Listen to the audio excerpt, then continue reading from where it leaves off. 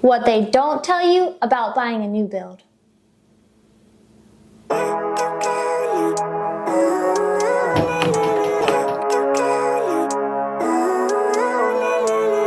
Living life, every day, late at night, not okay. Hey everyone, it's Jack And Erica. from Hello Pumpkin DIY, and in today's video, we're going to tell you what they don't tell you about new builds.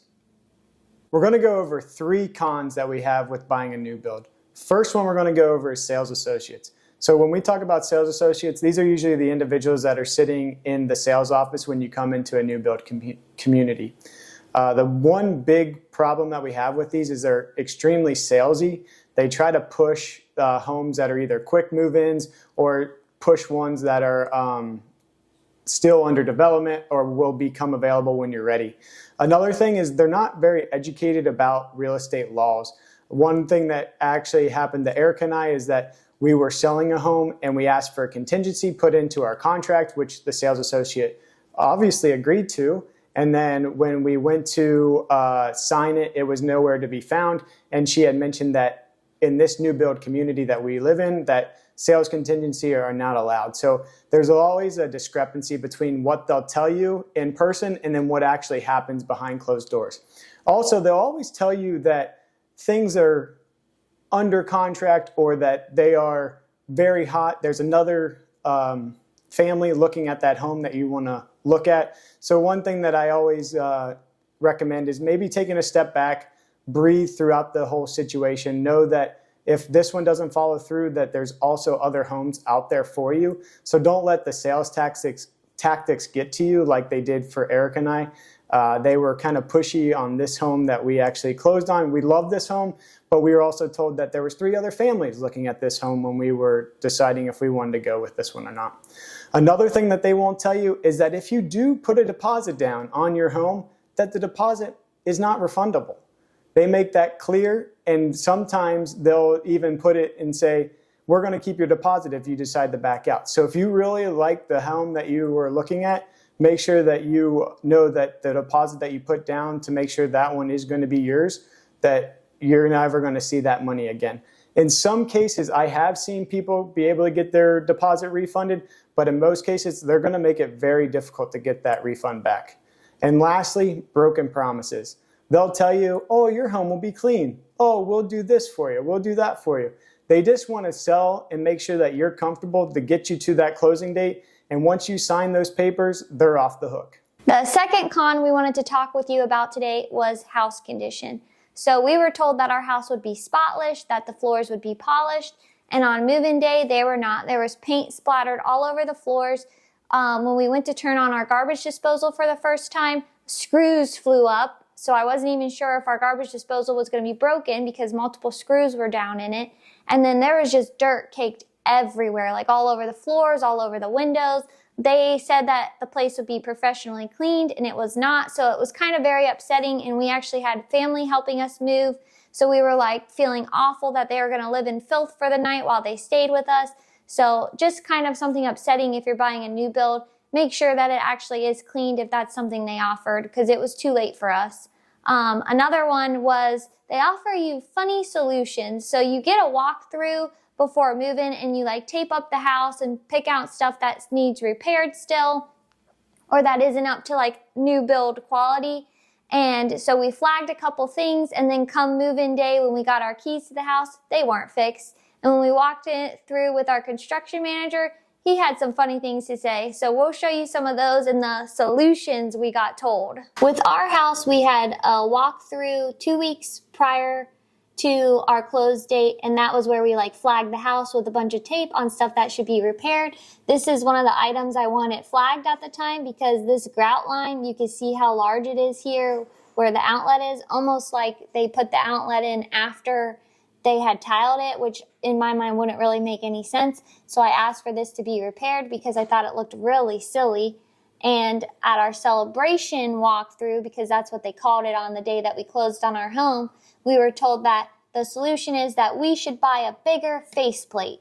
It just seemed super funny to us that their only solution is to buy a bigger faceplate for this, that there's nothing else they could do to fix this. I'm having Jack take it off so you can see it a little more closely.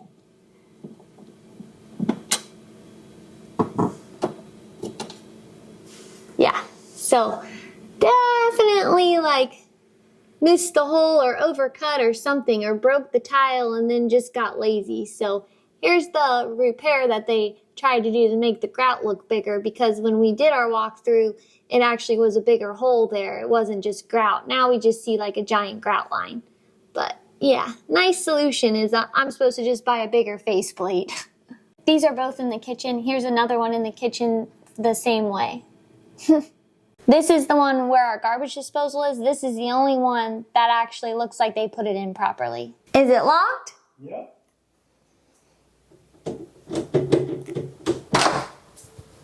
I get no privacy. So, as you saw, this is the handle is locked, but this door doesn't line up with the hook at all. So, unfortunately, if you're in this guest bathroom of ours, you'll have no privacy, because even if you lock it, it doesn't work. Here are just a couple close-up photos of some of the dirt that we experienced during move-in. Here's the garbage disposal caked in blue tape and screws. Just super upsetting stuff that when you're told, oh, your home's going to be professionally cleaned, and you're all excited, like, oh wow, I'll move into a spotless home, and it to not be, it to have paint all over the floor, grout all over the bathroom shower walls and tubs. It's just like really upsetting. Here is another issue we've been waiting to get repaired. So this is one of our doors. And you have to full force it to get it to close. So we've reached out to warranty, and what we've been told right now is we should basically let it go, because it's just the house settling, and it could work itself out because it's the hot summer months, but we have to work awfully hard to get this door open and closed right now. Another funny solution we were told was to not park heavy cars on your driveway. So what's defined as a heavy car? Is it an SUV like we drive? Or were they referring to like a moving truck? Why would I not want to park a moving truck in my driveway when it would make it easier to move into our house? Interesting, right? Like, do they not lay rebar down here in Florida? Because it's quite ridiculous to not be able to park a U-Haul or a normal car in a driveway, because we could crack it. Interesting in our minds that the solution is just park everything on the street, when I should be able to use my driveway and park heavy equipment on it. The third and final con that we have is warranty. So all new build construction residential homes usually come with a warranty. However, it's nice that they come with that, but the warranty group isn't always the best follow-throughers. Usually what happens to Eric and I is that we will submit a warranty request on our portal, and they usually said, oh, we'll get back to you in 2 to 3 days. That's never the case. It's usually they take 2 to 3 weeks after we follow up with them a few times over.